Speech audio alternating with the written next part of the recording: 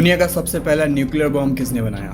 16 जुलाई 1945 में अमेरिका के new Mexico state के रेगिस्तान में दुनिया के पहले न्यूक्लियर बॉम्ब का टेस्ट किया गया, जिसका कोड नेम था ट्रिनिटी, और इस प्रोजेक्ट के लीडर थे जे रॉबर्ट ओपेनहाइमर। इस टेस्ट के रिजल्ट देखकर ओपेनहाइमर के मुंह से बस यही निकलता है, Now I am become death, the destroyer of worlds. क्योंकि इन्होंने इस टेस्ट में एक्सपेक्ट किया था कि इस धमाके का साइज 0.3 किलोटन TNT ही होगा, लेकिन असल में यह धमाका इससे बहुत ज्यादा बड़ा होता है, लगभग 21,000 टन TNT। इस धमाके से इतनी गर्मी निकलती है कि वहां मौजूद स्टील टावर तक पिघल जाता है। इसकी शॉक वेव्स लगभग 160 किलोमीटर दूर तक महसूस की जाती हैं और इसका धुआं 12 किलोमीटर तक ऊपर जाता है। पर इतनी बड़ी सक्सेस के बाद भी जे रॉबर्ट ओपेनहाइमर को अमेरिकन प्रेसिडेंट गालियां बककर अपने ऑफिस से बाहर निकाल देते हैं। आखिर क्यों और इनकी पूरी कहानी क्या है, और इस न्यूक्लियर बॉम्ब का नाम ट्रिनिटी यानी त्रिदेव ही क्यों रखा गया? आइए चलते हैं एक ऐसे सफर में जहां एटम्स की क्वांटम मैथमेटिक्स से एक जीनियस हथियार कैसे बनाता है देखेंगे। ये कहानी है महान साइंटिस्ट जूलियस रॉबर्ट ओपेनहाइमर की।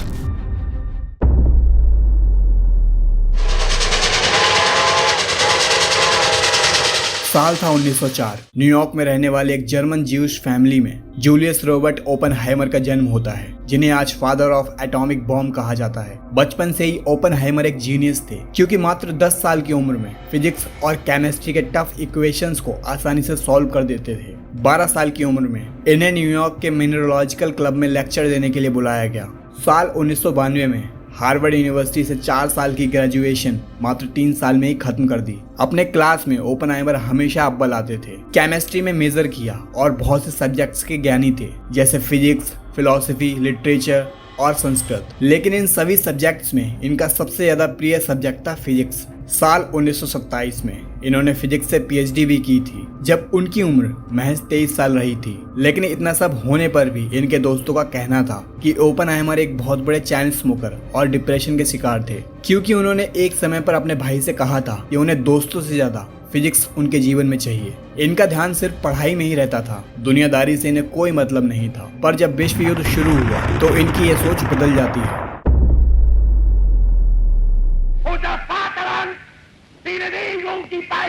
हिटलर की वजह से बहुत से जर्मन वैज्ञानिक जर्मनी छोड़कर भाग रहे थे, क्योंकि ओपेनहाइमर एक जर्मन ज्यूश थे और हिटलर ज्यूश लोगों के साथ नरसंहार कर रहा था। इन्हीं वजहों से ओपेनहाइमर का इंटरेस्ट भी पॉलिटिक्स में आने लगा। ओपेनहाइमर सिर्फ एक तरफा विचारधारा से प्रभावित होकर कई पॉलिटिकल मीटिंग्स में गए और अपना पैसा भी डोनेट किया। साल 1939 तक विश्व युद्ध शुरू हो चुका था।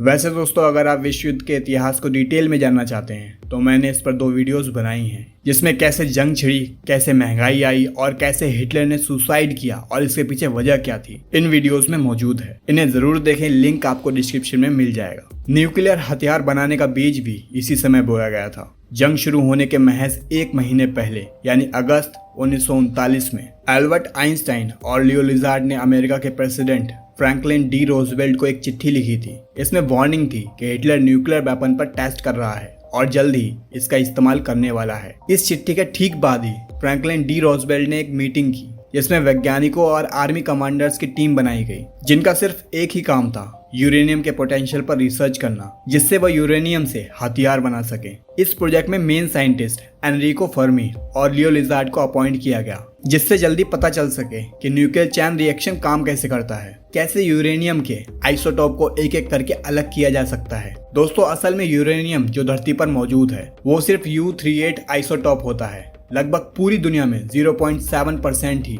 U-235 आइसोटोप मौजूद है, और यही वाला तत्व ही न्यूक्लियर वेपन में इस्तेमाल किया जा सकता था। इन वैज्ञानिकों का पहला चैलेंज था कि कैसे भी करके यूरेनियम 235 आइसोटोप को बनाने का तरीका खोजा जाए। लेकिन जो वैज्ञानिक इस प्रोजेक्ट में काम कर रहे थे, उन्हें एल्बर्ट आइंस्टाइन से कुछ भी इस एक्सपेरिमेंट का शेयर करने से मना किया गया था, क्योंकि अमेरिकन सरकार का मानना था कि आइंस्टाइन की सोच उनके देश के लिए थोड़ी टिपिकल है और हो सकता है कि कहीं वो हमें सपोर्ट करने की वजह ये खबर जर्मनी पहुंचा दे।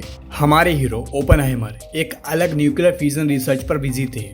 दिसंबर 1940 में यूरेनियम 235 के अलावा वैज्ञानिकों को एक और रेडियो एक्टिव एलिमेंट मिलता है, जिसका नाम था प्लूटोनियम। वैज्ञानिकों का मानना था कि न्यूक्लियर बॉम्ब को बनाने में इसका भी इस्तेमाल किया जा सकता था।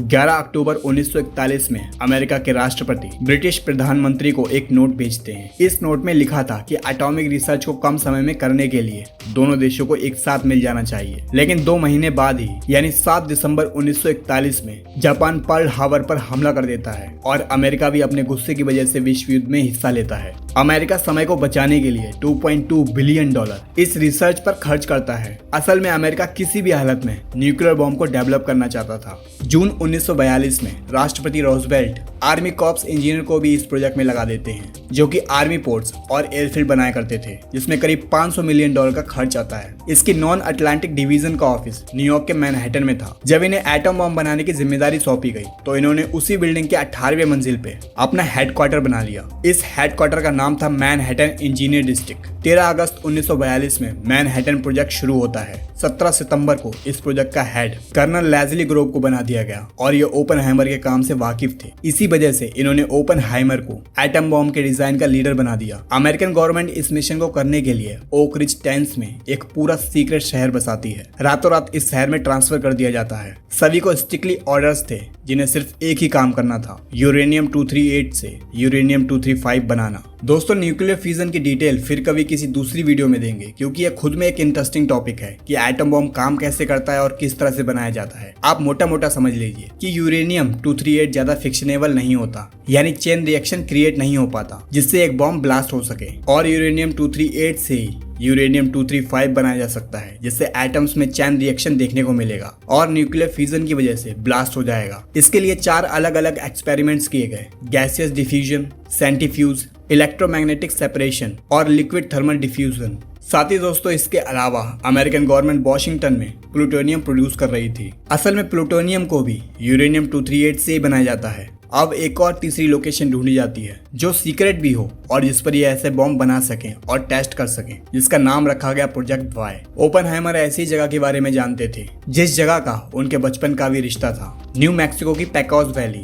अब सभी थ्योरीज, टीम और जगहें रेडी थी, बस अब ये जानना था कि ये सभी थ्योरीज काम भी करती हैं या नहीं। जिसे 2 दिसंबर 1942 में एनरिको फर्मी इन सभी थ्योरीज को अपना एक्सपेरिमेंट से सही साबित कर देते हैं। जनरल ग्रोव ओपनहाइमर को उनकी काबिलियत की वजह से प्रोजेक्ट वाई का डायरेक्टर बनाना चाहते थे, लेकिन कुछ सीनियर आर्मी ऑफिसर्स को शक था कि ओपनहाइमर इस प्रोजेक्ट में अड़चन बन सकते हैं, क्योंकि उनके बहुत से दोस्त, उनकी पत्नी और उनके भाई कट्टर कम्युनिस्ट थे। साथ ही ओपनहाइमर भी बीते दिनों खुद भी इन्हीं बातों से प्रभावित थे। लेकिन ये सब होने के बाद भी जनरल ओपनहाइमर को इस प्रोजेक्ट का डायरेक्टर बना देते हैं, क्योंकि उनका मानना था कि इनके बिना न्यूक्लियर बॉम्ब बनाना पॉसिबल ही नहीं है। 20 जुलाई को ओपनहाइमर प्रोजेक्ट वाई के ऑफिशियली डायरेक्टर बना दिए गए। असल में बॉम्ब को बनाने के लिए क्रिटिकल मास कैलकुलेशन की जरूरत थी। ये एक यूरेनियम 235 या प्लूटोनियम का मिनिमम अमाउंट मास है, जो कि चैन रिएक्शन के लिए बहुत जरूरी होता है। यानी आसान भाषा में कहें तो न्यूक्लियर बॉम्ब में चैन रिएक्शन कराने के लिए हमें कितनी मात्रा में इंग्रेडिएंट्स चाहिए होंगे जिससे एक बहुत बड़ा धमाका हो पाए, ये ओपनहाइमर अच्छे से जानते थे। दोस्तों, भले ही आज ये सुनने और समझने में बहुत आसान लगता है, लेकिन उस समय बहुत से केमिकल एलिमेंट्स की जानकारी नहीं थी। कुछ तो हाल ही में बने थे,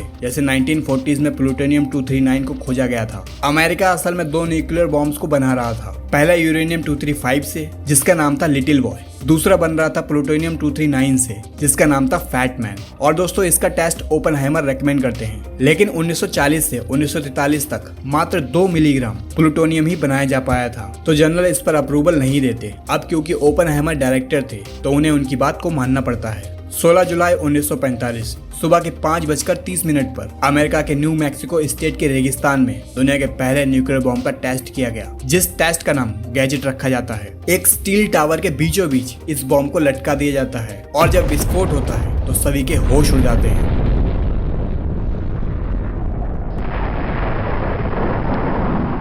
उसके 1 महीने बाद ही 6 अगस्त 1945 में लिटिल बॉय बॉम्ब को जापान के हिरोशिमा पर गिरा दिया जाता है और मात्र 3 दिन बाद फैटमैन को नागासाकी पर छोड़ दिया जाता है। इससे लाखों लोग बस कुछ ही पल में मारे गए। जब ये सब ओपनहाइमर ने देखा तो उन्होंने अमेरिकन गवर्नमेंट को एक लेटर लिखा, जिसमें साफ साफ लिखा हुआ था कि इन न्यूक्लियर हथियारों पर बैन लगाना चाहते हैं। 17 अगस्त 1945 को खुद वॉशिंगटन जाकर इस चिट्ठी को सेक्रेटरी ऑफ वॉर को देने जाते हैं। ओपेनहाइमर इतने ज्यादा परेशान थे ये सोचकर कि इन्होंने ये क्या कर डाला। उनका डर था कि अब भविष्य में क्या होगा, और जब अलग अलग देश एक दूसरे पर जब ये इस्तेमाल करेंगे तो लाखों लोगों की जान जाएगी। पर 1945 में अमेरिकन प्रेसिडेंट रोजवेल्ट की डेथ हो जाती है। इसके बाद प्रेसिडेंट बनते हैं हैरी एस ट्रूमैन। ओपेनहाइमर को 2 महीने बाद राष्ट्रपति से मिलने का मौका मिलता है। वो मिलते ही सीधा उनसे कहते हैं कि मेरे हाथ लाखों के खून से सने हैं। प्रेसिडेंट ट्रूमैन इस बात को सुनकर इतना गुस्सा हो जाते हैं कि वो ओपेनहाइमर को गालियां देने लगते हैं और गार्ड से उन्हें बाहर फिकवा देते हैं। ओपेनहाइमर इसके बाद यूएस एटॉमिक एनर्जी कमीशन के साथ काम करते हैं जिससे आगे होने वाले न्यूक्लियर अटैक्स को रोका जा सके। 1949 में राष्ट्रपति ट्रूमैन एक आर्मी मीटिंग में कहते हैं कि क्यों ना हाइड्रोजन से भी न्यूक्लियर बॉम्ब बनाया जाए। ओपेनहाइमर इस बात से साफ इनकार कर देते हैं, लेकिन इसके बाद भी Edward Teller hydrogen nuclear bomb को अमेरिका के लिए बना देते हैं और साल 1952 में इसका टेस्ट भी किया जाता है। ओपेनहाइमर की इस विचारधारा की वजह से उनसे नौकरी भी छीन ली जाती है और अपनी बची हुई जिंदगी वो एकेडमिक प्रोफेशन में ही बिताते हैं और अलग अलग जगहों पर क्वांटम पार्टिकल्स पर लेक्चर देते थे। 18 फरवरी 1967 में कैंसर की वजह से उनकी डेथ हो जाती है। इनके मरने के कुछ साल बाद अमेरिकन गवर्नमेंट को अकल आती है। उन्हें पता चलता है कि उन्हें फंसाया जा रहा था और इनके रिस्पेक्ट में बुक्स लिखी जाती हैं। दोस्तों, इनकी कहानी अगर आपको पसंद आई तो इस वाली वीडियो को भी जरूर देखें जिसमें कैसे निकोला टेस्ला और थॉमस एल्वा एडिसन की मदद से हमें बिजली मिल पाई। ऐसी वीडियोस को देखने के लिए चैनल को सब्सक्राइब कर लें और वीडियो अच्छी लगी हो तो लाइक करें। मिलते हैं नेक्स्ट वीडियो में।